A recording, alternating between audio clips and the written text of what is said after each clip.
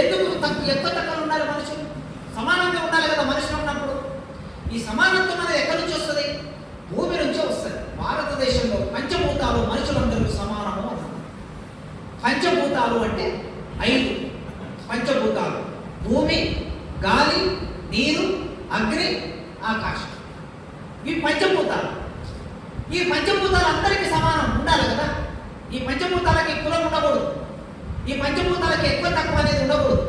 కానీ భారతదేశంలో ప్రపంచంలో ఎక్కడ లేనట్లుగా భారతదేశంలో పంచభూతాలు కూడా అందరికీ సమానంగా అందవు. భూమి పంచభూతం అన్నప్పుడు మనకు లేదు భూమి. భారతదేశంలో దళితులకి భూమి లేదు. ఒక రెడ్డికి 20 ఎకరాలు, 30 ఎకరాలు, 50 ఎకరాలు, 60 ఎకరాలు, 100 ఎకరాలు ఎందుకు ఉంటుంది? ఒక వెల్మాయడికి 100 ఎకరాలు ఎందుకు ఉంటుంది? విష్ణుని రామచంద్రరెడ్డికి 30,000 ఎకరాల భూమి ఎందుకు ఉన్నది? 30,000 ఎకరాలు. 30,000 ఎకరాలు అంటే చూడండి, ఇంత భూములు ఎందుకు వాళ్ళ చేతుల్లోకి వచ్చినాయి? మరి మనకెందుకు రాలేదు భూములు? మన చేతుల్లోకి ఎందుకు రాలేదు? మనం పని చేయము. మనమే కదా పని చేసేది. మనం పని చేయకపోతే అసలు పంట వెళ్తామా? ఖచ్చితంగా మనం పని చేస్తేనే పంట పండాలి. మరి అట్లాంటిది మనకు భూమి లేదు, వాళ్ళకి భూమి ఉంది. మనకు నీళ్లు ఇవ్వలే. నీళ్ళు ఇచ్చారా మనకి? నీళ్లు తాగదామంటే ధూపు అయితే నీళ్లు తాగదామని పోతే వాళ్ళు బావి దగ్గర వాళ్ళు నీళ్లు చేది మనకు నీళ్లు పోస్తే మనం దోసులు బట్టి నీళ్లు తాగాం. మరి వాడికి సమానమైన పంచభూతం మనకి ఎందుకు సమానం కాదు? వాడు బావి తోవాడా? చెరువు కట్ట కట్టాడా? కుంటకట్ట కట్టాడా? కాలువ తీశాడా? భూమి తోమింది మనమే. లోపలికి వెళ్ళి 10 కోళ్ళు, 20 కోళ్ళు, 30 కోళ్ళు భూమి తోమి పాతాళంలో ఉన్న గంగని పైకి తీసింది మనమే. చివరికి మళ్ళీ నీళ్ళు మనకి తాగనివ్వాలి. మనల్ని దూరం పెట్టారు. వాళ్ళు ఎత్తి పోస్తే మనం తాగాలి. అంటే నీళ్లు మనకు సమానం కాలే, భూమి మనకు సమానం కాలే, గాలి మనకు సమానమా? గాలి కూడా మనకు సమానం కాదు.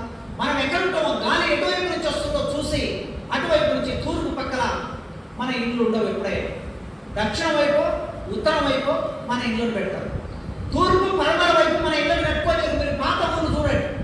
పాత ఊళ్ళు చూస్తే అంటే గాలి సూర్యుడు ఎక్కడి నుంచి వస్తాడు అక్కడ నుంచి అక్కడ వైపు ఒకవేళ మాదిగోళ్ళ ఇల్లు, మాలోళ్ళ ఇల్లు అటువైపు ఉంటే సూర్యుడు ఫస్ట్ వాళ్ళ తల్లి, ఆ తర్వాత ఊరికి వస్తారు కనుక వాళ్ళకి తగనీయకుండా సూర్యుడు కూడా అంటూ అవుతాడు అని చెప్పి మన ఇంటి పక్క అటు పక్క కట్టిస్తాం. అంటే మనకి అగ్ని సమానం కాదు, భూమి సమానం కాదు, నీళ్లు సమానం కాదు, గాలి సమానం కాదు. మొన్న మీరు కరోనా వచ్చినప్పుడు గాలి లేక చచ్చిపోయింది, ఆక్సిజన్ లేక చచ్చిపోయింది చాలా. ఆక్సిజన్ కోసం హాస్పిటల్లో వెళ్ళి ₹1,00,000, 2,00,000, 10 లక్షలు కడితే ఆక్సిజన్ సిలిండర్ కోసం ప్రయత్నం చేశారు. మరి ఆక్సిజన్ సిలిండర్ ఒకవేళ దళితులకి, మనకైతే మన వాళ్ళలో పెద్ద కరోనా రాలేదు ఎవరికి కూడా. ఎందుకంటే మనకి స్వస్థ పోయేది లేదు, బతికితే ఉండేది లేదు. బిందాస్, ఏదైనా బిందాస్. ఇవాళ పని చేసుకోవాలి, ఇవాళ పని చేసుకోవాలి, ఇంత వస్తే తినాలి. అది ఉంది కనుక మనమేం పెద్దగా ఆలోచించేది లేదు. అవి ఇవి సమస్య లేదు. ఏదో కాస్త దొరికితే ఆదివారము, ఆ పుట్టను ఈ పుట్టను ఇంత ఇది ఎద్దు మాంసం తెచ్చుకొని ఆవు మాంసం తెచ్చుకొని తింటాం కనుక కాస్త బందోబస్తు ఉన్నాం. మన దాంట్లో తక్కువ మంది చనిపోయారు. ముస్లింలలో, దళితులలో తక్కువ మంది చచ్చిపోయారు కరోనా వచ్చి. ఎక్కువ మంది చనిపోయింది ఆ పైన ఉన్నటువంటి వాళ్ళు ఎక్కువ మంది చనిపోయారు. అప్పుడు ఒకవేళ మనలోకి ఎవరికైనా కరోనా వస్తే ఆక్సిజన్ సిలిండర్ కోసం పోతే 1,00,000, 2,00,000 పెట్టి మనం సిలిండర్ తెచ్చుకోగలమా? తెచ్చుకోలేము. అంటే ఎవరికైతే డబ్బు ఉందో వాడికే గాలి దొరికింది, మనకు గాలి దొరకలేదు. అంటే పంచభూతాలు మనకు సమానం కాదు. ఆకాశం, మనం ఇప్పుడు ఆకాశంలోకి పోతామా? వాడు కూడా అక్కడ చంద్రమండలం మీద భూమి ఉందట. ఇప్పుడు చంద్రమండలంలో భూమి కొనుక్కోవడానికి ప్రయత్నం చేస్తున్నారు. ఇప్పుడు వాడు రిలయన్స్ వాడు, అంబానీ, ఆదాని చంద్రమండలంలో భూమి కొనుక్కొని అక్కడ ఇల్లు కట్టుకుంటాడట. వాడు అక్కడ ఇల్లు కట్టుకొని అక్కడ ఉంటాడట. సో అట్లా మనకి పంచభూతాలు సమానం కాదు. అంటే సామాజిక న్యాయం లేదు. పంచభూతాలు సామాజిక న్యాయం లేదు. మనుషుల్ని సమానంగా చూడలేదు. మనం పనిచేశాం. ఇప్పుడు ఆయన గ్రామ పారిశుద్ధ్య కార్మికులకు సంబంధించి మాట్లాడు రవీందర్తో చాలా పని ఉంది. నేను తర్వాత మాట్లాడతాను. ఈ రాష్ట్రంలో పెద్ద ఉద్యమం చేయాలన్నా ఈ సిపిఐ ముందుకు వస్తే ఏదన్నా మీరు ముందుకు వస్తే ఒక పెద్ద ఉద్యమం చేయబోతున్నాం. నేనే దానికి నాయకత్వం వహిస్తాను. అసలు సామాజిక న్యాయం అని అంటే ఈ ఊరిలో ఒక 100 ఏళ్ళు, 200 ఏళ్ళు, 1000 ఏళ్ళు కులం పుట్టి 3,000 ఏళ్ళు అవుతుంది. కులం పుట్టి 3,000 ఏళ్ళు అయితే ఈ 3,000 ఏళ్ళ నుంచి కులం అట్లా అమలవుతుంటే బుద్ధుడు అనే ఒక ఆయన వచ్చాడు మధ్యలో 2,000 ఏళ్ళ కిందట. బుద్ధుడు, గౌతమ బుద్ధుడు అంటారు ఆయన. ఒక ఆయన బయటకు వచ్చి రాజు ఆయన చూసి, ఈ రోజు ఆయన ఇంట్లో ఇంట్లో పెరిగి పెద్దగా అయ్యాడు. రాజును బయటకు రానియారు కదా, యువరాజు ఆయన. ఏమి కావాలంటే అది కాలు కింద పెట్టకుండా చూసుకున్నారు పాపం. పెద్దగా అయిన తర్వాత రాజు కావాలి, 20 ఏళ్ళు వచ్చినాయి. రాజు కావాలంటే అప్పుడు ఏం చేశారు? ఆయన రాజు కావాలంటే మామూలుగా ఒక కోరిక కోరాడు వాళ్ళ నాయన. అయ్యా, నేను రాజు అయితా, కానీ నువ్వేం చేయాలా? ఒక్క వారం రోజులు నేను ఊళ్ళోకి వెళ్ళి మొత్తం రాజ్యాన్ని అంతా చూసి వస్తాను అన్నాడు. నేను చూసి వచ్చిన తర్వాత రాజును అవుతా, అంతకుముందు రాజునుగా. సరే, చూసిన పని రథాన్ని ఇచ్చి సైనికులు ఇచ్చి పంపించాడు. బయటకు వచ్చాడు, ఫస్ట్ టైం అంతఃపురంలో వచ్చి బయటకు వచ్చాడు. బయటకు వస్తుంటే వెళ్తూ ఉంటే భర్త చచ్చిపోయి భార్య ఏడుస్తూ, కొడుకు చచ్చిపోయి తల్లి ఏడుస్తూ, కాళ్ళు లేను, చేతులు లేనుళ్ళు, అన్నం లేనుళ్ళు రోడ్డు మీద కనిపిస్తున్నారు ఆయనకి. ఇదంతా చూశాడు. దుఃఖం ఎక్కడ చూసినా దుఃఖం కనిపిస్తుంది. దుఃఖం కనిపిస్తుంటే మళ్ళీ ఇంటికి వచ్చాడు. ఇంటికి వచ్చి, ఇన్నాళ్ళు నేను కాలు కింద పెట్టకుండా సంతోషంగా ఉంటే ఈ రాజ్యంలో మనుషులందరూ ఇట్లే ఉన్నారు అనుకున్నా. మనుషులందరూ ఇట్లా లేరు, నాలేదు. 3 పూటల ఏది కావాలంటే అది అన్నం నేను తిన్నా, ఏ బట్ట కట్టుకుంటే బట్ట కట్టుకున్నా, నాకు స్నానం చేపించే వాళ్ళు, కాళ్ళు వచ్చే వాళ్ళు, చేతులు వచ్చే వాళ్ళు, ఇంతమంది మనుషులు ఉంటే, కానీ నేను బయటికి వెళ్ళి చూస్తే దుఃఖం ఏరులై పారుతూ ఉన్నది, మనుషులందరూ బాధపడుతున్నారు. ఇట్లాంటి రాజ్యంలో నేను రాజు ఉండడం అని చెప్పి భార్య యశోదను పిలిచాడు. యశోదను పిలిచి, నేను ఇక్కడ ఉండదలుచుకోలేదని చెప్పి అడవులోకి వెళ్ళిపోయి రాజ్యం అంతా తిరుగుతూ తపస్సు చేస్తూ ప్రజలందరి దగ్గరికి వెళ్ళి చూసినప్పుడు ఆయనకి ఇంకొకటి కనిపించింది. ఏమిటంటే, ఈ సమాజంలో అంటరాని వాళ్ళు కొద్దిమంది ఊరికి దూరంగా ఉన్నారు. అది చూశాడు. ఊరికి దూరంగా ఉన్న వాళ్ళు చూశాడు. చూసి, అయ్యో, మనుషులందరూ సమానం అనుకున్నా కదా, మరి దుఃఖం అంటే ఉంది, అందరికీ దుఃఖం ఉంటుంది, రాజుకు దుఃఖం ఉంటుంది. రాజు ఏడుస్తాడు, మామూలు కూడా ఏడుస్తాడు. కానీ మనుషులు కొందరు ఊరికి దూరంగా ఉంటారా? వీళ్ళని ముట్టుకోరా? ఎందుకు ముట్టుకోరా అని అడిగాడు. అప్పుడు అడిగినప్పుడు, ఈ ఊరికి దూరంగా ఉన్న మనుషులని మీరు ముట్టుకోకుండా ఉండటం ఇది అన్యాయం. వాళ్ళకు 2 కళ్ళున్నాయి, నీకు 2 కళ్ళున్నాయి, వాళ్ళకు 2 చేతులు, నీకు 2 చేతులు, వాళ్ళకు 2 కాళ్ళు, నీకు 2 కాళ్ళు అయినప్పుడు, నీ శరీరంలో రక్తం ఎర్రగున్నప్పుడు వాళ్ళ శరీరంలో కూడా రక్తం ఎర్రగానే ఉంది. మరి వాడు నీకు ఎట్లా తక్కువ అవుతాడు అనే ప్రశ్న వేసి, మనుషులందరూ సమానమే అని చెప్పి వాళ్ళని దగ్గరికి తీసుకొని వాళ్ళకు బోధించి, ఆయన విశ్వజనీనమైన సమానత్వాన్ని, సామాజిక న్యాయం అనే గురించి మనం మాట్లాడాలంటే మొట్టమొదటి బుద్ధుల గురించి మాట్లాడాలి. బుద్ధుడే సామాజిక న్యాయం. ఈ ఆనాడు సమాజంలో ఏం చేసేవాళ్ళు? వీళ్ళు ఊరికి దూరంగా ఉన్న వాళ్ళని ఊళ్ళోకి రానిచ్చేవాళ్ళు కదా.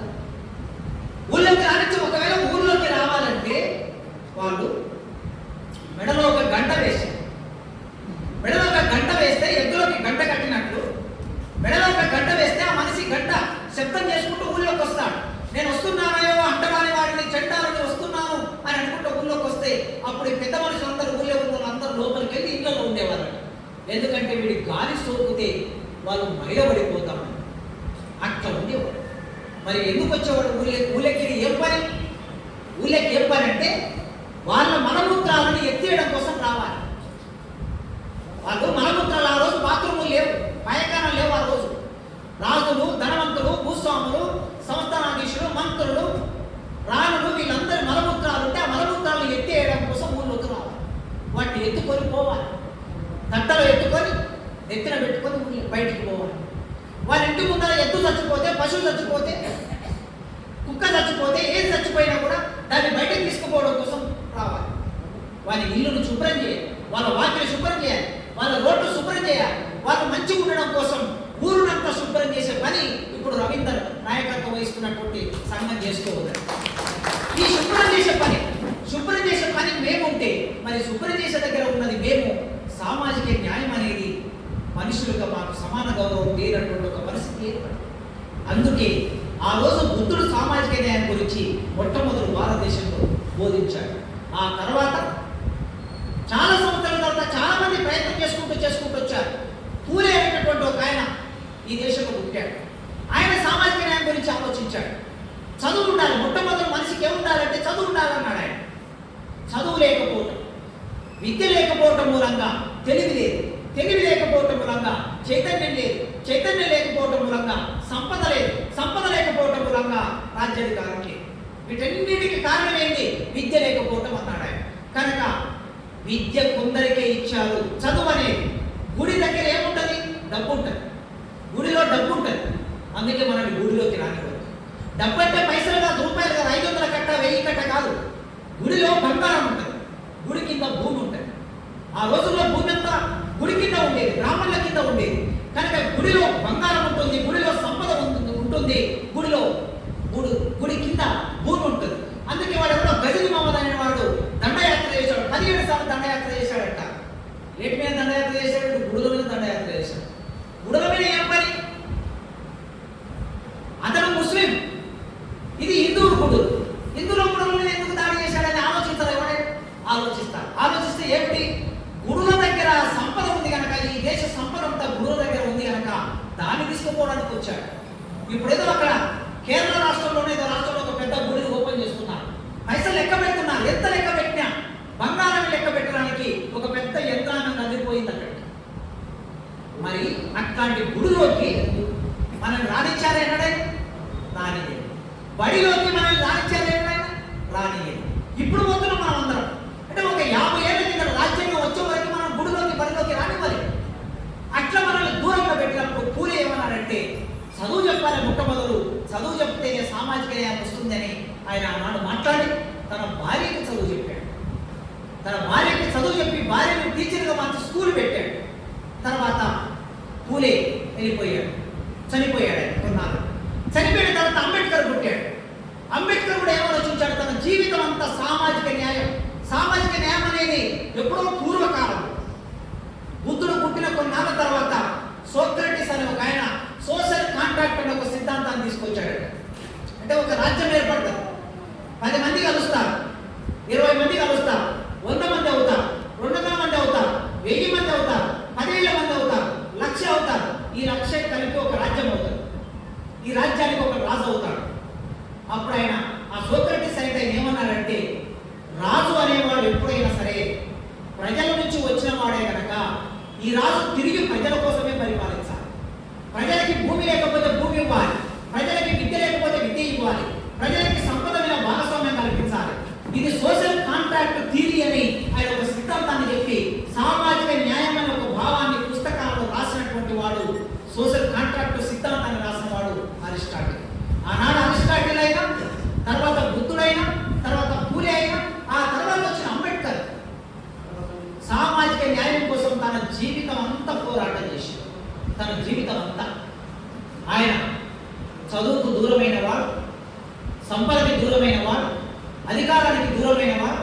భారతదేశంలో ఉన్న ఈ పుస్తకాలన్నీ, భారతం, రామాయణం, అన్ని పుస్తకాలు ఏం రాశాయంటే, మానమానవులు, కుమ్మరి, కమ్మరి, యాదవ, ముదిరాజు, వీళ్ళు గౌడ, వీళ్ళు ఎవరైనా సరే ఈ కులాల వాళ్ళు ఆయుధాలను చేత పట్టుకోవద్దు అని రాశారు వాళ్ళ పుస్తకాలు. ఆయుధాలను ఎందుకు చేత పట్టుకోవద్దు? మన చేతిలో ఆయుధం ఉంటే మనం ఏం చేస్తాం? యుద్ధం చేస్తాం. మనం యుద్ధం చేస్తే ఏమవుతుంది? రాజ్యం మన చేతిలోకి వస్తుంది. కనుక ఆయుధాన్ని చేతిలో పట్టుకోవద్దు అని రాశారు. తర్వాత రెండోది ఏం రాశారు?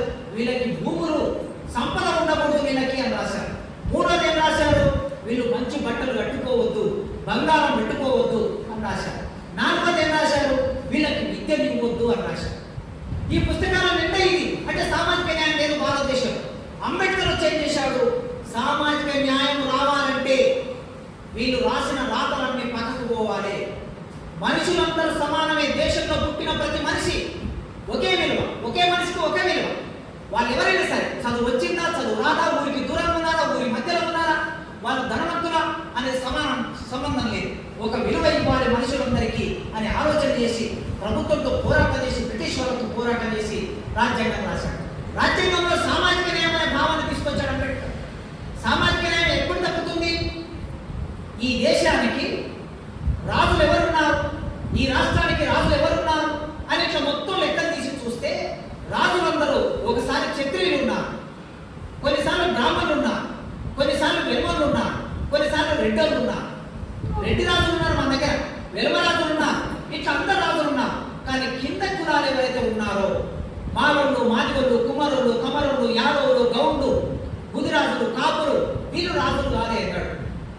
మరి వీళ్ళెందుకు రాజులు కాలే? వీళ్ళు ఎంత జనాభా? 90%. 100 మంది ఉంటే 90 మంది వీళ్ళు ఉంటారు, 10 మంది వాళ్ళు ఉంటారు. 10 మంది ఉన్నోడేమో రాజు అయ్యి 90 మంది ఉన్నోడు రాజు రాకపోతే ఇది అన్యాయం కాదా అని అంబేద్కర్ అడిగాడు. ఈ అన్యాయం పోవాలంటే ఎవడైనా సరే దేశానికి రాజు కావచ్చు, ఎవడైనా ప్రధానమంత్రి కావచ్చు.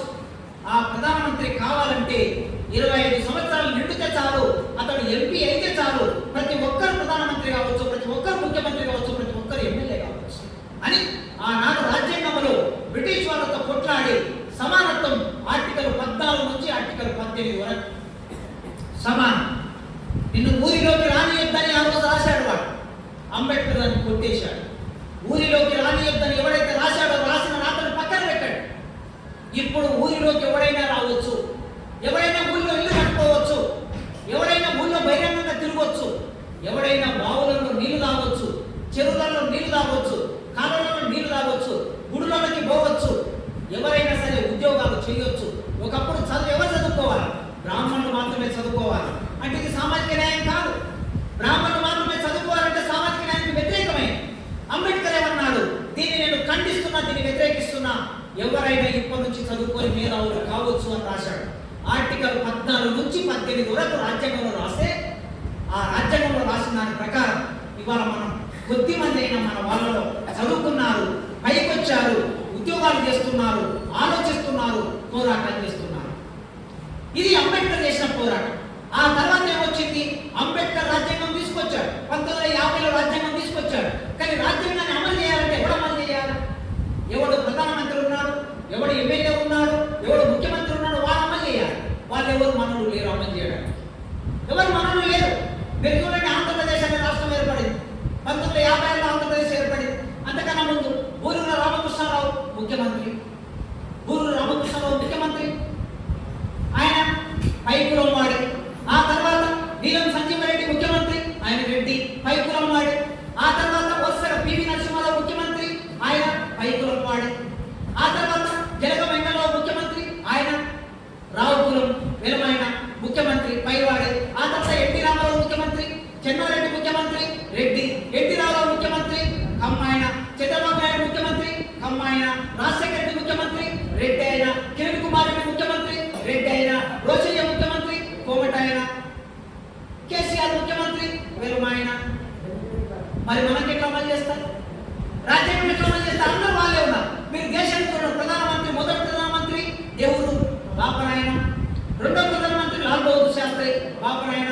మూడో ప్రధానమంత్రి ఇందిరాగాంధీ, నెహ్రూ బిడ్డ, బాపనాయన. నాలుగో ప్రధానమంత్రి మొరార్జీ దేశాయ్, బాపనాయన. మీరు ఇట్లా లెక్క పెట్టుకుంటూ పోండి. అందరూ వాళ్ళే. దేశాన్ని ఇంతమంది పరిపాలిస్తే ఒక ఇద్దరు మాత్రమే తీసేస్తే మిగతా అందరూ బ్రాహ్మణులే ఉన్నారు ఈ దేశాన్ని పరిపాలించే వాళ్ళు. మరి వాళ్ళు పరిపాలించారు. అంబేద్కర్ రాజ్యాంగం రాశాడు.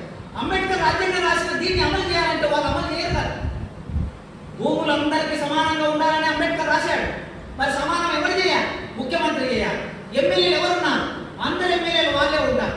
ఏదో మామూలుగా అక్కడోడు ఇక్కడోడు మనోడు ఎస్సీఓ ఎస్టీఓ ఒకరిద్దరు ఎమ్మెల్యేలు ఉంటే ఈ ఎమ్మెల్యేలు కూడా ఎవరిని మంచి ధైర్యం ఉన్న ఎమ్మెల్యే చేయరు. వాళ్ళు ఎవరు చేస్తారు? వాళ్ళ ఇంట్లో జీతం ఉన్నోడిని, వాటి చెప్తే వినటోడిని, వాళ్ళ చేతుల్లో ఉండేటోడిని వాళ్ళని ఎమ్మెల్యే చేస్తారు. మన ఎస్సీ ఎస్టీ ఎమ్మెల్యే అయితే వాళ్ళకి వ్యతిరేకంగా మాట్లాడకుండా చూసుకుంటారు. చూసుకొని వాళ్ళకి వాళ్ళ పోటీ పెట్టి గెలిపించి ఎమ్మెల్యే చేసుకొని మళ్ళీ వాళ్ళ దొడ్లో ఉన్నోడిని దొడ్డకి పంపిస్తాడు. అట్లా ఎమ్మెల్యేలు చేశారు. మనల్ని మాట్లాడలేదు, వాడు మాట్లాడలేదు, రాజ్యాంగం అమలు కాలేదు. అమలు కానప్పుడు మరి ఎవరైనా పోరాటం చేయాలి కదా, ఎవరో ఒకరు పోరాటం చేయాలి కదా. అట్లొచ్చింది పోరాటం. నక్సల్ బరిలో పోరాటం అట్లొచ్చింది. భూమి కోసం పోరాటం వచ్చింది. భూమి అనేది సామాజిక న్యాయానికి ఆధారం కనుక నక్సల్బరి అనే గ్రామంలో అక్కడ ఉన్నటువంటి ఆదివాసులు, సంతాల్ అనే తెగ, గిరిజనులు వాళ్ళు తమ భూమి మీద హక్కు కోసం పోరాటాన్ని మొదలుపెట్టారు. ఈ భూమి మాకు కావాలి, ఎందుకంటే భూమిని మేమే సాగు చేస్తున్నాం, మేమే అడవిని కొట్టాం, మేమే సాగు చేశాం, రాళ్ళు తీసాం, రప్పలు తీసాం, చెట్లు కొట్టాం, సాగు చేశాం. మరి భూమి మాకే, పంట పండితే మాకే అని వీళ్ళు అనుకున్నారు. కానీ ఇక్కడేడు చెట్లు కొట్టాడు, రాళ్ళు తీసాడు, సాగు చేశాడు, అదును చేశాడు, పదును చేశాడు, చదును చేశాడు. కానీ భూమి ఎవరి పేరు మీద పట్టుందంటే ఎక్కడనో కలకత్తాలో ఉన్నటువంటి జోతేదార్ అనే ఒక అగ్రకులం వాడి పేరు మీద పట్టుంది. వీరికి తెలియదు ఆమెకి వీడి పట్ట ఉంది. వాడు లోపలంలో పట్ట చేసేసుకున్నాడు. వారికి భూమి ఎన్నడూ చూడలేదు ఇక్కడికి వచ్చి, కానీ పట్ట చేసుకున్నాడు.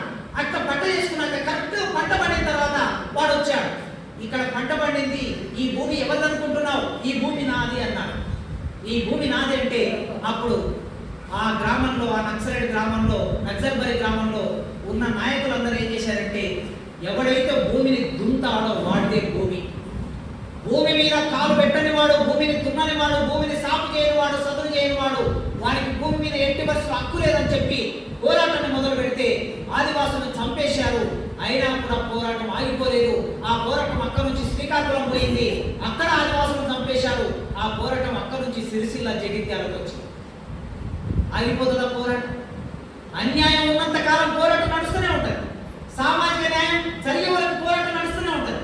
సిరిసిల్ల జగిత్యాల జయజేశ్వరరావు అనేటటువంటి ఒక జగిత్యాలలో దొర, ఈ దొరకు వ్యతిరేకంగా జరిగిన పోరాటం, ఈ సిరిసిల్ల జగిత్యాలలో జరిగిన పోరాటం మానమాదిగలు. మామూలుగా ఆ రోజు పార్టీ పేరు మీరు చూస్తారు కదా, సిపిఐ ఎంఎల్ మాలే అని రాస్తారు గోడల మీద. మాలే, మా లే అంటే అదేంటి? మార్క్సిస్టు లెనినిస్ట్ అని దాని అర్థం. కానీ ఏమనేవాళ్ళంటే మేము చిన్నగున్నప్పుడు మాలే అంటే ఏంటి అని అడిగితే మాలే అంటే మాల మాదిగల పార్టీ అనేవాళ్ళు. సిపిఐ ఎంఎల్ అంటే మా లా అట్లా. అంటే అంతగా ఈ కింది కులాల కోసం పనిచేసిన పార్టీ అది. ఇక్కడ ఇద్దరు దళిత యువకులు చంపేసినందుకు సిరిసిల్ల జగిత్యాల పోరాటం మొదలైంది. సిపిఐ ఎంఎల్ అనే పార్టీ ఎవరి కోసం పనిచేసింది ఆనాడు? సిరిసిల్ల జగిత్యాలలో పోరాటం ఎవరి కోసం పనిచేసింది? ఉస్మానియా యూనివర్సిటీలో, కాకతీయ యూనివర్సిటీలో, రకరకాల యూనివర్సిటీలలో చదువుకునే విద్యార్థులందరూ వచ్చి తరలండి, గ్రామాలకు తరలండి. పీడిఎస్సీ, ఆర్ఎస్సీ విద్యార్థులందరూ గ్రామాలకు వచ్చి ఎవరి కోసం పనిచేశారు? ఎవరి ఇళ్లలో ఉన్నారు? మాలమాదిగల ఇళ్లలో ఉన్నారు. పోరాటం వాళ్ళ కోసమే చేశారు. వాళ్ళ కోసం చేసిన పోరాటంలో భూమి అనేది ప్రధానం. ఈ భూమి కావాలి, ఈ ప్రజలకి భూమి కావాలి. వీళ్ళు భూమి లేని ప్రజలు, దిక్కు మొక్కు లేని ప్రజలు కనుక భూమి కావాలని పోరాటం చేస్తే ఆ భూమి ఎవరి దగ్గర ఉంది? దొరల దగ్గర ఉంది. సిరిసిల్ల జగిత్యాలలో దొరల దగ్గర ఉంది, ఇంకో దగ్గర రెడ్ల దగ్గర ఉంది, ఒక్కొక్క చోట ఒక్కొక్క దగ్గర ఉంది. ఆ భూమి అంతా లాక్కొని నీవు బతకడానికి నీకు భూమి ఎంత అవసరం? 20 ఎకరాలు. రాజ్యాంగంలో ఎంత ఉంది? 54 ఎకరాలు ఉంది అంతే. అంబేద్కర్ రాసిన రాజ్యాంగంలో ఒక మనిషి పేరు మీద 54 ఎకరాల భూమి ఉండాలి. కానీ ఏం చేశారు మీరు? మార్చేశారు.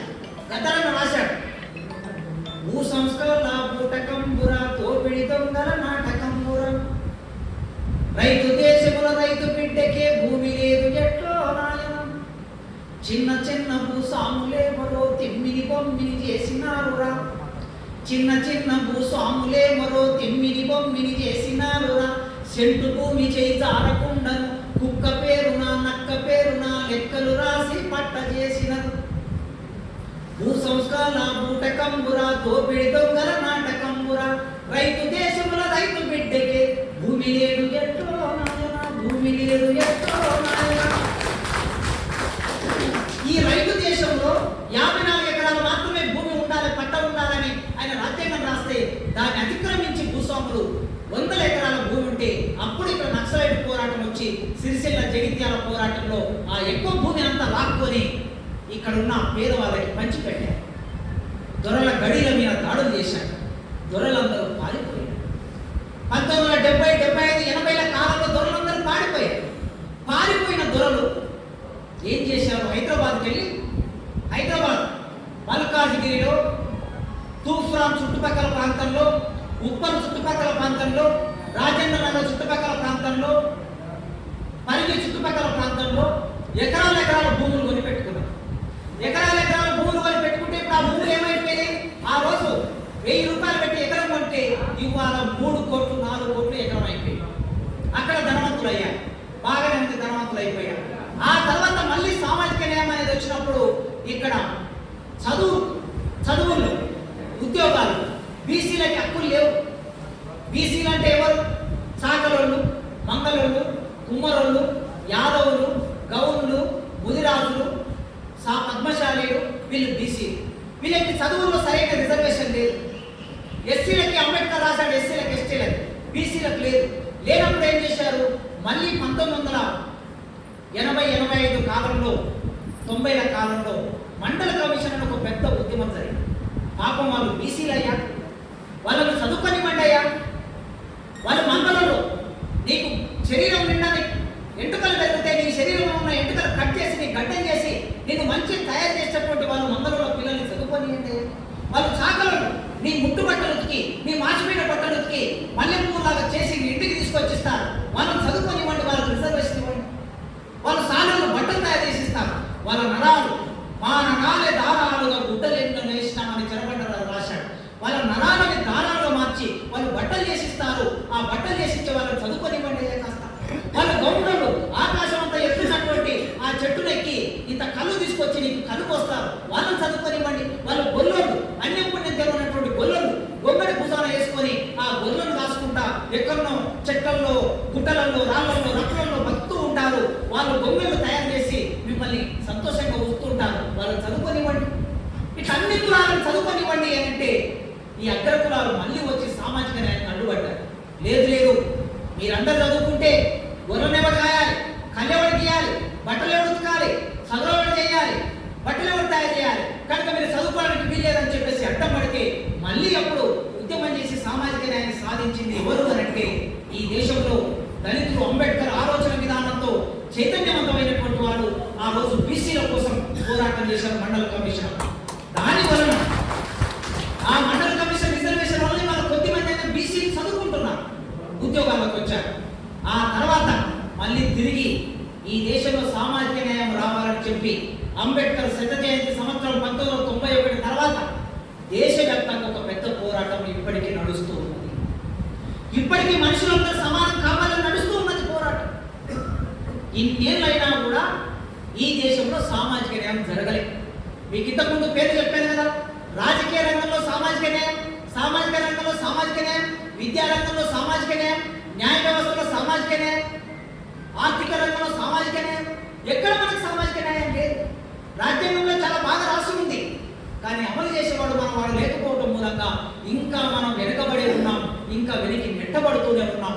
అందుకోసమే ఆలోచించాలి. మీ పిల్లలు చాలా మంది చదువుకుంటారు, కానీ ప్రభుత్వం ఉద్యోగం ఇవ్వదు. మీ పిల్లలు చాలా మంది చదువుకుంటారు, ఎక్కడైనా కంపెనీ పెట్టుకొని వ్యాపారం చేసుకుందామంటే వ్యాపారాలు కూడా అందరూ ఎవరు ఉంటారో చూడండి. మీరు సిరిసిల్లకు వచ్చి చూస్తే సిరిసిల్లలో షాపులు ఎవరు ఉంటాయి, హైదరాబాద్ వచ్చి చూస్తే షాపులు ఎవరు ఉంటాయి. మాలమాదిగలు షాపులు పెడితే, మాలమాదిగలు హోటళ్ళు పెడితే మన హోటల్కి వచ్చి తింటారు. అంటే ఇంకా ఇప్పటికీ కూడా సంపద మీద మనకి సమాన హక్కు రాలేదు. అంటే మనకి భూమి లేదు, ఎట్లా ఉన్న భూమిని లాగేసుకునే పరిస్థితి ఏర్పడ్డది. అంత పోరాటం చేసి భూమిని సాధించుకున్నాం. నక్సలైట్ పోరాటం వలన, లేదా రాజ్యాంగం ఇచ్చినటువంటి అవకాశాల వలన, ఇందిరాగాంధీ ఆనాడు ఇచ్చినటువంటి భూముల వలన ఎంతో కొంత మనకి భూమి వస్తే ఆ భూమి తిరిగి ఎవరైతే నక్సలైట్ పోరాటం వలన పట్టణానికి వెళ్ళినటువంటి వాళ్ళు ఉన్నారు కదా, ఈ పట్టణానికి వెళ్ళిన వాళ్ళు తెలంగాణలో గ్రామాలకి ఎట్లా రావాలని ఒక పెద్ద ఆలోచన చేశారు. ఇంతకు ముందు బాలన్న చెప్పాడు కదా, ఈ ఆలోచన ఏమిటంటే తెలంగాణ ఉద్యమం. ఆ తెలంగాణ ఉద్యమంలో మేము కూడా పాల్గొన్నాం. మేము కూడా అసలు తెలంగాణ ఉద్యమాన్ని మొదలుపెట్టింది మేము.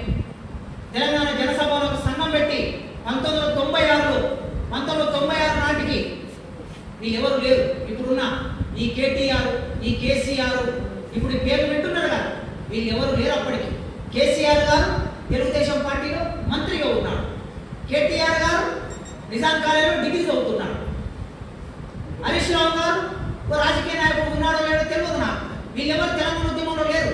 96లో మేము తెలంగాణ ఉద్యమం మొదలుపెట్టాం. వెల్లి లలిత, ఆకుల భూమయ్య, ఇక్కడనే పెద్దపల్లి పక్కన ఊళ్ళో ఆకుల భూమయ్య సార్, ఆయన టీచర్, మేమందరం కలిసి పోరాటాన్ని మొదలు పెడితే ఆ పోరాటం మెల్లగా గ్రామాల్లో పెరుగుతూ వచ్చి గద్దరన్న ఊరగిరి సభలో 96లో పాట పాడాడు. అమ్మ తెలంగాణమా ఆకలి కేకల గానమా అని గద్దరన్న పాట పాడాడు. సామాజిక తెలంగాణ వస్తే సామాజిక న్యాయం వస్తుందని ప్రజాస్వామిక తెలంగాణని మేము ఆనాడు నినాదం ఇచ్చాం. ఆ నినాదంలో భాగంగా మేము పోరాటం మొదలు పెట్టాక, గ్రామాల్లో కదలికి వచ్చినాక ఈ వెలుగోలు రెడ్డిలందరూ మీటింగ్ చేసుకుని ఒక ప్లాన్ చేశారు. తెలంగాణ ఏదో చాలా బాగుంది, ఈ తెలంగాణ వస్తే మనం అధికారంలోకి రావచ్చని ఆలోచించి తెలంగాణ రాష్ట్ర సమితిని 2001లో పార్టీ పెట్టుకున్నారు. 2001లో పార్టీ పెట్టుకొని తెలంగాణ పేరు మీద మళ్ళీ ఊళ్ళను వదిలేసి వెళ్ళిపోయిన దొరలందరూ ఊళ్ళోకి రావడం మొదలు పెట్టారు. 2001 నుంచి ఊళ్ళోకి వచ్చారు. వాళ్ళ గడిలన్నీ పాడుపడిపోయిన గడిలకి మళ్ళీ తెల్ల సున్నం వేయడం మొదలు పెట్టారు. పాడుపడిపోయిన గడిలను బాగు చేసుకోవడం మొదలు పెట్టారు. తెలంగాణ ఉద్యమం పేరు మీద ఊళ్ళోకి వచ్చి జెండాలు బాతుకున్నారు, గులాబీ జెండాలు బాతుకున్నారు. అట్లా అధికారంలోకి వచ్చారు. అధికారంలోకి వచ్చి ఇప్పుడు ధరణి తీసుకొచ్చి ఆ ధరణిలో కాస్తు కాలం లేకుండా, కబ్జా ఎవరి చేతిలో ఉందో వాళ్ళ కాలం లేకుండా తీసేశారు. మీరు పాతకాలం చూడండి, 1940, 1950, 1960, 70 ప్రతి 10 ఏళ్ళకి 20 ఏళ్ళకి ఒకసారి భూమికి సంబంధించిన రికార్డు జిల్లాలన్నిటిలో కాస్తుదారు అనే ఒక కాలం ఉంటుంది. ఖచ్చితంగా ఎవరి చేతి ఎవరు దున్నుతున్నారు. ఇప్పుడు ఒకడు భూస్వామి ఉన్నప్పటికీ భూస్వామి పేరిన పట్ట ఉంటుంది, కానీ ఆ పట్ట ఉన్న ఎవడైతే కౌలుకు తీసుకొని భూమి దున్నుతున్నాడో అతని పేరు కూడా అందులో ఎంటర్ చేయటం అనేది ఒక పద్ధతి. రెవెన్యూ రికార్డులో ఉంది. కానీ ధరణిలో ఏం చేశాడంటే ఆ కాలాన్ని తీసి పడేశాడు. కాలాన్ని తీసేసి ధరణిలో కలెక్టర్లు వాళ్ళే, ఎంఆర్ఓలు వాళ్ళే, పైన చీఫ్ సెక్రటరీ వాళ్ళకి సంబంధించిన వాళ్ళే, మినిస్టర్లు వాళ్ళే, పనిచేసేవాళ్ళు వాళ్ళే. ధరణిలో ఎప్పుడు అర్ధరాత్రి దాన్ని ఓపెన్ చేస్తారు. కంప్యూటర్ మొత్తం కంప్యూటర్ అర్ధరాత్రి ఓపెన్ చేస్తారు. ఓపెన్ చేయగానే ఈ అర్ధరాత్రి మొత్తం వెలుమలు ఎంతమంది ఉన్నారు? ఆ మధ్యలో ఒక ఆయన లెక్కించాడు.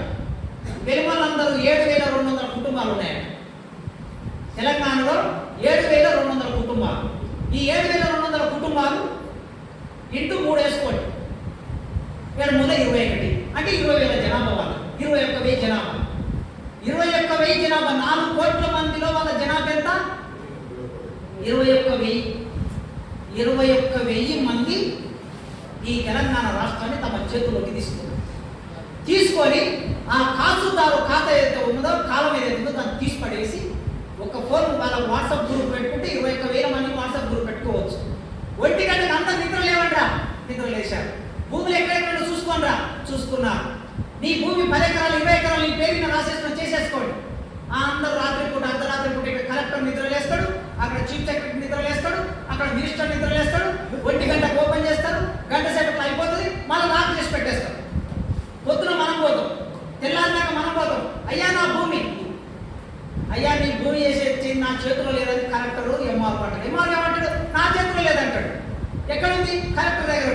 మన కలెక్టర్ దగ్గర పోతే కలెక్టర్ అంటే నా చేతిలో లేదు, సెక్రటరేట్ లో అది ఓపెన్ చేయాలి. ఓపెన్ చేస్తే నేను చేస్తాను. ఎప్పుడు ఓపెన్ చేస్తాడు? అర్ధరాత్రి ఓపెన్ చేస్తాడు. అప్పుడు మనం నిద్రపోతూ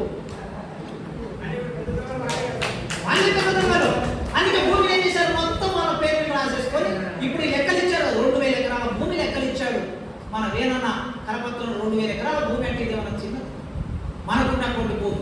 రాష్ట్రం అంతా ఇదే పరిస్థితి. కలెక్టరేట్లు కట్టారు, లేదా పార్కులకు ఇచ్చినటువంటి భూమిని లాక్కొని కలెక్టరేట్లు కట్టారు. దళితుల కోసం ఇచ్చిన భూమిని తీసుకొని కలెక్టరేట్ కట్టారు, శ్మశానాలు కట్టారు. ఇవన్నీ మొత్తం అంటే వాళ్ళు ఏమి అభివృద్ధి కార్యకలాపాలు చేసుకోవాలనుకున్నా కూడా ఎవడు గుర్తుకొస్తాడో? అక్కువ. ఎవడున్నాడు అక్కువ?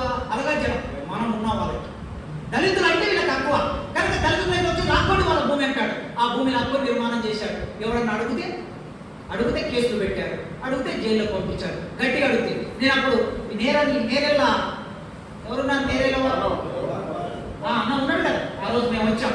నేను నేరెల్లా ఇన్సిడెంట్ జరిగినప్పుడు పాపం వాళ్ళని తీవ్రంగా హింసిస్తే వాళ్ళు ఇక్కడ వేములవాడ హాస్పిటల్లో ఉన్నారు. ఆ రోజు వేములవాడ హాస్పిటల్కి వెళ్ళి హాస్పిటల్ అదే ఒక లాడ్జ్లో పెట్టారు. వీళ్ళని తీసుకెళ్ళి మేమందరం వచ్చి లాడ్జ్లో కూర్చొని మాట్లాడి మళ్ళీ ఊళ్ళోకి వచ్చి ఊళ్ళో కూడా అందరినీ కలిసి పోయి నేను ఆంధ్రజ్యోతిలో మానేరు ఇసుక నేరెళ్ళ దుఃఖం అని ఒక పెద్ద వ్యాసం రాశాడు. ఇక్కడ మా పెద్దన్న కూడా ఉన్నాడు. ఆ రోజు మా ఎంట ఉండి మొత్తం మమ్మల్ని తిప్పాడు. వ్యాసం రాస్తే ఆ వ్యాసం చూసి ఒక పోలీస్ ఆఫీసర్ నన్ను అరెస్ట్ చేసిన తర్వాత జైలుకు పంపించాడు. జైలుకు పంపించి నన్ను మన కస్టడీకి తీసుకున్నాను. ఒక 6 రోజులు కస్టడీ తీసుకున్నాను. కస్టడీ తీసుకున్న తర్వాత ఒక పెద్ద ఆఫీసర్ వచ్చాడు అక్కడ నుంచి. ఇప్పుడు వాళ్ళు కోల్ క్యాబినెట్ కేసులు నడుస్తున్నారు. ఒక పెద్ద ఆఫీసర్ వచ్చి నా ముందు కూర్చొని ఏమంటాడంటే, సార్ మీరు ఫలానా రోజు నేరెళ్ళకు వెళ్ళారు గుర్తుందా అన్నాడు. నేరెళ్ళకు వెళ్ళాను గుర్తుండడం ఏంటి? నేరెళ్ళ వ్యాసమే రాశాను కదంటే, ఎందుకు రాశారు సార్ మీరు నేరెళ్ళ మీద వ్యాసం అంటాడు. అంటే నేను అప్పుడు అన్నాను, మీరు ఎందుకు కొట్టారు సార్ మా ఊరు అని. నేను మీరు కష్టంలో ఉన్నారనే విషయం మర్చిపోయి మాట్లాడుతున్నారు అన్నాడు. ఏం చేస్తావు నువ్వు కష్టంలో ఉంటే? నన్ను చంపుతావా? నన్ను జైలు నుంచి తీసుకొచ్చావు, కోర్టు పర్మిషన్తో జైలు నుంచి తీసుకొచ్చావు, నన్ను నీవేం చేయలేవు కదా. కనుక నేరెళ్ళ మీద వ్యాసం రాసినందుకు మనసులో పెట్టుకున్నారు వాళ్ళు. నిరుద్యోగం మీద మాట్లాడినందుకు మనసులో పెట్టుకున్నారు. యూనివర్సిటీల మీద మాట్లాడినందుకు మనసులో పెట్టుకున్నారు. దళితుల భూములు లాక్కుంటున్నారని మాట్లాడినందుకు మనసులో పెట్టుకున్నారు. అన్ని మనసులో పెట్టుకొని మావోయిస్టు అని ముద్ర వేసి కేసు పెట్టి లోపలికి పంపించారు. చెప్తున్నారు కదా, అయితే రౌడీ షీటరు లేకపోతే మావోయిస్టు లేకపోతే ఇంకేదని ఇంకా వేరే ముద్ర ఏమున్నాయి ఇక్కడ? అయితే రౌడీ షీటరు లేకపోతే మావోయిస్టు, 2 ముద్రలు ఇక్కడ ఉన్నాయి. కనుక మనం న్యాయం మాట్లాడితే మన మీద కేసు పెట్టినాక సామాన్యులు ఏం ఆలోచిస్తారు?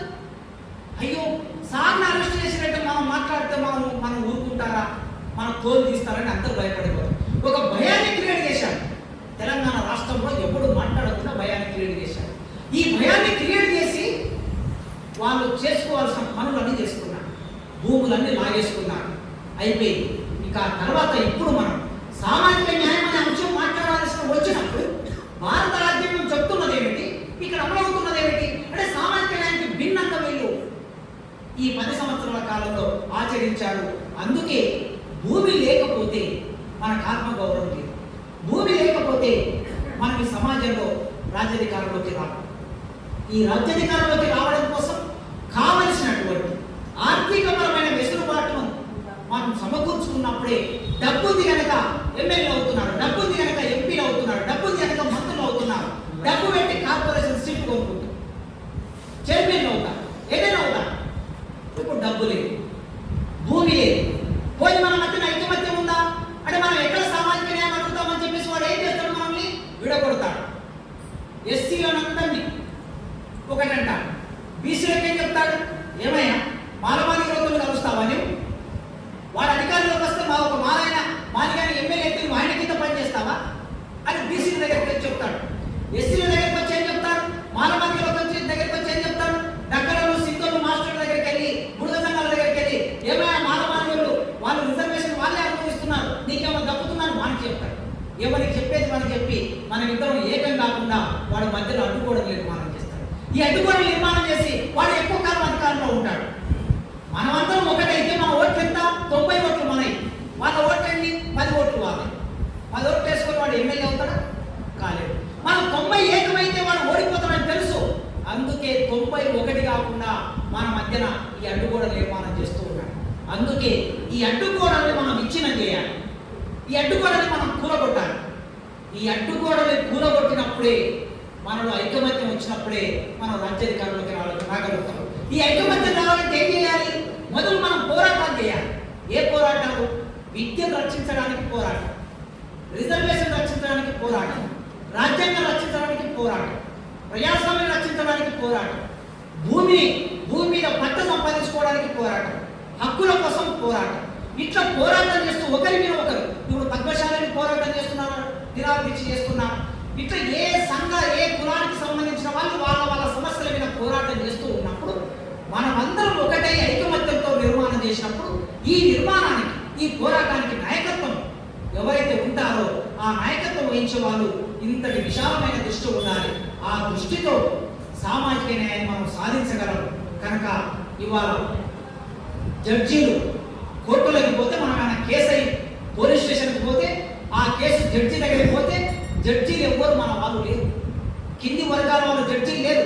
సుప్రీంకోర్టులో ఒకే ఒక్క జడ్జి ఎస్సీ జడ్జి ఉన్నాడు. హైకోర్టులో ఒకరు ఇద్దరు మాత్రమే కింది కులాలు ఎస్సీ ఎస్టీ బీసీల నుంచి వచ్చినటువంటి వాళ్ళు ఒకరు ఇద్దరు మాత్రమే ఉంటారు. ఏ హైకోర్టుకు వెళ్ళిన ఇదే పరిస్థితి, ఏ సుప్రీంకోర్టుకు వెళ్ళిన ఇదే పరిస్థితి. తీర్పులు ఇచ్చిన దగ్గర వాళ్ళే. తర్వాత కలెక్టర్లు, ఎవరైతే ప్రిన్సిపల్ సెక్రటరీలు ఉంటారో మంత్రుల దగ్గర, ఈ మంత్రుల దగ్గర ఉండే వాళ్ళందరూ కూడా అగ్రకులాల ఐఏఎస్ ఆఫీసర్లే ఉంటారు. ఆ మధ్యలో పార్లమెంట్లో ఒక ఆయన లేసి, మమతా బెనర్జీ పార్టీకి సంబంధించిన ఆయన ఒక ఆయన లేసి, ఎస్సీలు ప్రిన్సిపల్ సెక్రటరీలు ఎంతమంది ఉండాలండి అని అడిగాడు. అడిగితే ఆ పార్లమెంటరీ వ్యవహారాల శాఖ మంత్రి సమాధానం చెప్పాడు. ఎంత అన్యాయమైనంటే 293 మంది సెక్రటరీలు, అసిస్టెంట్ సెక్రటరీలు, ప్రిన్సిపల్ సెక్రటరీలు ఉంటారు పార్లమెంట్. మొత్తం దేశాన్ని వాళ్ళే నడిపిస్తారు. 293 మంది ఉంటే అందులో 3 ఎస్సీలు, 2 ఎస్టీలు, 3 బీసీలు. వీళ్ళు మొత్తం కలిపితే 10 మంది. 293 మందిలో వీళ్ళు మొత్తం కలిపితే 10 మంది. మరి మిగతా వాళ్ళు ఎవరున్నారు, అగ్రకులాల వాళ్ళు ఉన్నారు. అంటే మినిస్టర్ ఏం చేయాలో ఎవరు చెప్తాడు, ఆ ఐఏఎస్ ఆఫీసర్ కరెక్ట్ చెప్తాడు. ఆయన చెప్పిన ప్రకారమే మినిస్టర్ పనిచేస్తాడు, ఆయన ప్రకారమే జీవో వస్తుంది. జీవో రాసేదంతా కూడా కలెక్టర్లే. మరి అక్కడ మనం లేవు, జీవోలు తెచ్చే దగ్గర మనం లేవు, జీవోలు చేసే దగ్గర మనం లేవు, తీర్పులు ఇచ్చే దగ్గర మనం లేనప్పుడు సామాజిక న్యాయం ఎట్లా నెరవేరుతుంది అనుకుంటున్నారు. కనుక ఎప్పుడైతే రాజకీయ అధికారం వస్తుందో అప్పుడు సామాజిక న్యాయం మన చేతిలోకి వస్తుంది. మరి రాజకీయ అధికారం ఎప్పుడు వస్తుంది, మన మధ్య ఐకమత్యం వచ్చినప్పుడు. మన మధ్యన ఐకమత్యం ఎప్పుడు వస్తుంది, మనం పోరాటం చేసినప్పుడు. కనుక పోరాటం, ఐకమత్యం, రాజ్యాధికారం, సామాజిక న్యాయం, ఈ 4 ఒకదానితో ఒకటి లింకులో ఉన్నాయి. ఈ లింకులో ఉన్న విషయాన్ని సాధించడానికి కమ్యూనిస్టు పార్టీలు, దళిత సంఘాలు ఇవి ఒకదానికి ఒకటి శత్రువులు కాదు. కమ్యూనిస్టు పార్టీలు భారతదేశంలో దళితులు లేకపోతే కమ్యూనిస్టు పార్టీలు లేవు. ఒక రకంగా దళితులే దానికి క్యాడర్, దళితులే ప్రాణత్యాగం చేశారు. ఇప్పుడు ఇక్కడ వేదిక మీద ఉన్న వాళ్ళు చాలా మంది జనశక్తిలో పనిచేసిన వాళ్ళు, దళ కమిటీలో పనిచేసిన వాళ్ళు ఇక్కడ ఉన్నారు. వేదిక ముందున్నారు, వేదిక కింద ఉన్నారు. మరి వీళ్ళందరూ లేకపోతే జనశక్తి పార్టీ ఎక్కడిది? వీళ్ళందరూ లేకపోతే పీపుల్స్ వార్ పార్టీ ఎక్కడిది? వీళ్ళందరూ లేకపోతే సిపిఐ పార్టీ ఎక్కడిది? కనుక దళితులు భారతదేశంలో 25 కోట్ల మంది ఉన్నారు. ఇప్పుడు జనాభా 25 కోట్ల మంది జీవితం భూమి లేని ప్రజల కోసం మేము పనిచేస్తామని కమ్యూనిస్టు పార్టీలు అంటాయి కదా. మరి భూమి లేని ప్రజల కోసం అంటే భూమి లేని వాళ్ళు ఎవరు ఈ దేశంలో? దళితులు. అంటే మీరు ఎవరి కోసం పనిచేయాలి? దళితుల కోసం పనిచేయాలి. కనుక దళితుల కోసం, అట్టడుగులో ఉన్న వర్గాల కోసం, కేవలం దళితుల కోసమే కాదు, అగ్ర కులాల్లో ఉన్న పేదల కోసం కూడా కమ్యూనిస్టు పార్టీలు పనిచేస్తాయి. అందుకోసమే కమ్యూనిస్టు పార్టీలు కుల నిర్మూలన కోసం పనిచేయాలి, దళితుల కోసం పనిచేయాలి, బీసీల కోసం పనిచేయాలి, అగ్ర కులాల పేదల కోసం పనిచేయాలి. ఈ పని చేస్తున్న క్రమంలో దళితులని కమ్యూనిస్టు పార్టీలు, దళిత సంఘాలు, దళిత పార్టీల మధ్యన మైత్రి ఏర్పడాలి, ఐకమత్యం ఉండాలి. లేకపోతే శత్రువు వాడు బలంగా ఉన్నాడు. బీజేపీ బలంగా ఉంది శత్రువు. ఆ బీజేపీ బలాన్ని మనం గుర్తించకపోతే, మనం విడిపోయి ఒకరినే ఒకరు మనం తిట్టుకుంటే ఎవరికి లాభం జరుగుతుంది? వానికే లాభం జరుగుతుంది. ఆ లాభం జరగకుండా జాగ్రత్తగా ఆలోచించి గ్రామాల్లోకి వెళ్ళి మన ప్రజల్ని ఏకం చేసి ఇవాళ కోల్పోయిన భూమిని మళ్ళీ మనం తెచ్చుకోవాలి. కోల్పోయిన భూమి తన చుట్టూ తాను తిరుగుతుంది. భూమి సూర్యుని చుట్టూ తిరుగుతుంది. తన చుట్టూ తాను తిరిగే భూమి, సూర్యుని చుట్టూ తిరిగే భూమి మన కాళ్ళ కింది భూమి. మన కాళ్ళ కింది భూమి మనకు లేకుండా చేస్తున్నారు. చచ్చిన నాడు పాతి పెట్టడానికి 7 అడుగులు 6 అడుగుల నేల కూడా లేకుండా మనం చేస్తున్నాం. కనుక ఈ 6 అడుగుల నేల, 7 అడుగుల నేల, 6 అడుగుల నేల ఇస్తే కూడా దాన్ని కూడా గుంజుకొని కలెక్టరేట్ కట్టుకున్నారని చెప్తున్నాడు. దాన్ని కూడా గుంజుకొని ఇంతకు దిగజారా మీరు చావుకూడు తింటున్నారు. ఒక రకంగా చావుకూడు తినేటటువంటి మీరు ఈ దేశాన్ని పరిపాలిస్తున్నారు. అందుకే మొట్టమొదటి ఎజెండాగా మనం పోరాటం చేసి సాధించుకున్న భూమి, సిరిసిల్ల జగిత్యాల ప్రాంతంలో త్యాగాలు చేసి సాధించుకున్న భూమి, రక్త తర్పణ చేసి సాధించుకున్న భూమి, ఆ భూమి మీద మన దోషుడు రక్తం ఉడికింది. అట్లాంటి భూమిని తిరిగి మనం సాధించుకునే కోసం వేనన్న, బాణన్న, రాములు గారు, ఈ వేదిక మీద ఉన్న వాళ్ళు, వేదిక ముందు ఉన్న వాళ్ళు, మీరు మొట్టమొదటి దాన్ని చేపట్టండి, దానికోసం పోరాటం చేయండి. ఇప్పుడున్న కాంగ్రెస్ ప్రభుత్వం ఇదే మన ప్రభుత్వమా? మీరెవరన్నా ముఖ్యమంత్రి అయ్యారా? ఎవరయ్యారు ముఖ్యమంత్రి? మళ్ళా రెడ్డి అయ్యారు కదా ముఖ్యమంత్రి, మళ్ళీ వాళ్ళే మంత్రులు అయ్యారు కదా. కార్పొరేషన్ చైర్మన్లు, డీజీపీ ఎవరికి ఇచ్చారు? మళ్ళీ వాళ్ళకి ఇచ్చుకున్నారు కదా. అందుకోసమే అధికారంలోకి ఎవడొచ్చినా వాళ్ళే వస్తారు. రెడ్డి రాజులం అని చెడ్డు చూపేనప్పుడు ఒక్కొక్కడు ఒక్కొక్క సందర్భంలో గతవన భలే గుందిరో మన అసెంబ్లీ, భలే గుందిరో మన అసెంబ్లీ, ఇటోడు అటు కూసుండు, అటోడు ఇటు కూసుండు, వీని మీద వాని దాడి, వాని మీద వీని దాడి. అంతే. ఇవాళ ఇక్కడ ఉన్నాడు అక్కడికి పోయాడు, అక్కడ ఉన్నాడు ఇక్కడికి వచ్చాడు, వాళ్ళు మాట్లాడుకుంటారు. మధ్యలో మనకేందట, మనకేంది వచ్చేది? కనుక మనకి రావాలంటే ఇప్పుడు ఈ పార్టీ ముందు మనం ఈ డిమాండ్ పెట్టాలి. సిరిసిల్ల నుంచి ఒక పోరాటం మొదలు పెట్టాలి. మొత్తం రాష్ట్ర వ్యాప్తంగా ఈ 10 సంవత్సరాల కాలంలో చిత్తశుద్ధి ఉంటే, రేవంత్ రెడ్డి గారికి ప్రభుత్వానికి చిత్తశుద్ధి ఉంటే, ఈ 10 సంవత్సరాల కాలంలో కోల్పోయిన భూములు, శ్మశాన వాటికల పేరు మీద, వైకుంఠ ధామాల పేరు మీద, పార్కుల పేరు మీద, రైతు వేదికల పేరు మీద, గ్రామ పంచాయతీల పేరు మీద, కలెక్టరేట్ల పేరు మీద, ఎస్పీ ఆఫీసుల పేరు మీద మన భూమిని లాక్కున్నారు కదా. ఆ భూమికి నష్టపరిహారంగా ప్రభుత్వ భూమి ఎక్కడుందో ఆయా ప్రాంతంలో తీసి ప్రభుత్వ భూమి వెంటనే మనకు ఈ ప్రభుత్వం కల్పించాలి. మొదటి డిమాండ్. రెండో డిమాండ్, 40 ఏళ్ల కిందట, 50 ఏళ్ల కిందట జెండాలు బాతి ఏ భూమిని అయితే మనం స్వాధీనం చేసుకున్నామో ఆ భూమికి ఈ రేవంత్ రెడ్డి ప్రభుత్వం వెంటనే పట్టాలు ఇవ్వాలి. ఈ 2 ఎజెండా పెట్టుకొని, ఈ 2 అంశాలని కార్యరంగంగా పెట్టుకొని ఇక్కడ నుంచి ఒక పోరాటం మొదలు కావాలని, సేమ్ టైం ఈ పోరాట కాలంలోనే నేను ఇంతకుముందు రవీంద్ర చెప్పినట్లు పారిశుద్ధ్య కార్మికులు ఈ రాష్ట్రంలో 1,00,000 మంది పైన ఉన్నారు. 12,000 గ్రామ పంచాయతీలు ఉంటే ఒక్కొక్క గ్రామ పంచాయతీలో ఒక 5 మంది వేసుకున్న 12 ఆర్ల చూసుకోండి. హైదరాబాద్ నగరంలో 50,000 మంది పనిచేస్తారు. ఈ మొత్తం ఒక 70,000, 60,000 ఈ మొత్తం అయితే అక్కడ ఒక 50,000 అయితే 1,00,000 పైన పారిశుద్ధ కార్మికులు ఉన్నారు. వాళ్ళకి జీవన భద్రత లేదు. నెల ఇచ్చేటటువంటి ఆ కాస్త జీతం కూడా సరిగ్గా ఇవ్వడం లేదు. ఇప్పటికీ పారిశుద్ధ కార్మికులు మళ్ళీ ఎవరు ఉంటారంటే మళ్ళా మాలమాలికల్లో ఉంటారు. మాలమాలికల్లో పారిశుద్ధ కార్మికులు ఉంటారు. హైదరాబాద్లో డ్రైనేజీ పొంగి పొరుగుతూ ఉంటుంది. ఈ డ్రైనేజీ పొంగి పొరుగుతూ ఉంటే ఒక పెద్ద మనిషి కారులో పోతూ ఉంటాడు. కారు అద్దాలు వేసుకొని పోతాడు వాసన లోపలికి రాకుండా. ఇంకొక ఆయన బండి మీద పోతాడు, ఆయన హెల్మెట్ పెట్టుకొని. ఇంకొక నడుచుకుంటూ పోతాడు ముక్కు ముడుచుకొని. మరి మీరు ఇంత దూరం పోతుంటే నీ తోటి మనిషి, నీ దాంట్లోనే నీ 2 కాళ్ళు 2 కళ్ళు 2 చేతులు ఉన్న మనిషే అందులోకి దిగి వాడి చేతులతో ఎత్తేస్తూ ఉంటాడు మలబోతున్నాడు. ఇది నాగరిక సమాజమా? ఇది భారత సమాజమా? చేతులతో ఎత్తేస్తున్నవాడు ఆ పారిశుద్ధ కార్మికులు, మున్సిపాలిటీలో పనిచేసే వాళ్ళు, వీళ్ళకి సంబంధించి ఆలోచించాలి. వీళ్ళు నిజంగా మనుషులు ఎవరైనా ఈ దేశంలో మనుషులంటే నిన్ను మనిషిగా ఉంచేవాడు మనిషి. ఒకరోజు ఊరు మూడ్చకపోతే, ఒకరోజు సిరిసిల్లను మూడ్చకపోతే సిరిసిల్ల మొత్తం వారం రోజులు బంద్ చేస్తే సిరిసిల్ల అంతా ఏమైపోతుంది? మురికి కంపు కొడుతుంది. హైదరాబాద్ అంతా ఏమైపోతుంది? మురికి కంపు కొడుతుంది. ఎవరు కూడా బయటకు రాలేడు. మరి అట్లాంటి మనుషులని మంచిగా చూసుకోవాల్సిన బాధ్యత మీ మీద ఉండాలి. లెక్చరర్లను మీరు కాంట్రాక్ట్ లెక్చరర్లను రెగ్యులర్ చేశారు ప్రభుత్వం. టీఆర్ఎస్ ప్రభుత్వం కాంట్రాక్ట్ లెక్చర్ రెగ్యులర్ చేసేది. ఎలక్ట్రిసిటీ డిపార్ట్మెంట్ రెగ్యులర్ చేశారు. టీచర్లు రెగ్యులర్ చేశారు. మరి మా మున్సిపాలిటీ కార్మికులు, గ్రామ పారిశుద్ధ కార్మికులు 1,00,000 మంది ఉన్నారు. వీళ్ళని రెగ్యులర్ చేస్తే మీకేమైనా పోతుందా? కోట్లు సంపాదించుకుంటూ, 1,000 కోట్లు, 1,00,000 కోట్లు సంపాదించుకుంటున్నారు మీరు. ఈ దేశంలో సామాజిక న్యాయం అంటే అప్పు వడ్డది సుమి భారత అవని వాని సేవకు నన్ను అసలు దూరం చేస్తాడు. వాని సేవకు నీ కాలును చూసి నీ కాలుకు దెబ్బ తగలకుండా, రక్తం కారకుండా, ముళ్ళు గుచ్చకుండా, చర్మాన్ని ఒలిసి చెప్పులు కుట్టించి మెత్తటి పరుపులు కుట్టించిన ఆ మనిషికి సేవ చేయడానికి దేశం మొత్తం అప్పు పడింది అని రాశాడు. ఈ అప్పు పడిన మనిషిని అప్పు తీర్చుకోవాలి. ఆ అప్పు తీర్చుకోవాలంటే మనందరి ఆలోచన నిజంగా సామాజిక న్యాయం జరగాలంటే వాళ్ళకి జీవిత భద్రత ఉండాలి. దానికోసం కూడా మనం ఆలోచించాలని ఇంతసేపు మీరు నా ఉపన్యాసం విన్నందుకు మీకు పేరున ఉద్యమాభివందనాలు, విప్లవాభివందనాలు తెలియజేస్తూ ఈ అవకాశం ఇచ్చిన దళిత హక్కుల పోరాట సమితి రాష్ట్ర కమిటీకి, జిల్లా కమిటీకి అభినందనలు తెలియజేస్తూ ముగిస్తున్నాను.